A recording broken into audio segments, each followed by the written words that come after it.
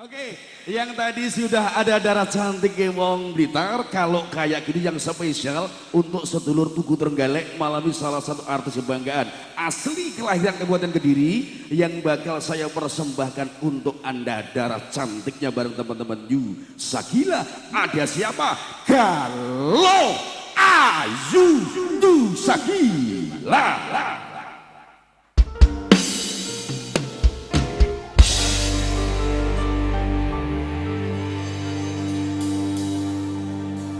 Kadang riko kepengen ngadong isong ikhlas mung bisa menang mergo sason wis jeropo sing bisa gawe riko senang.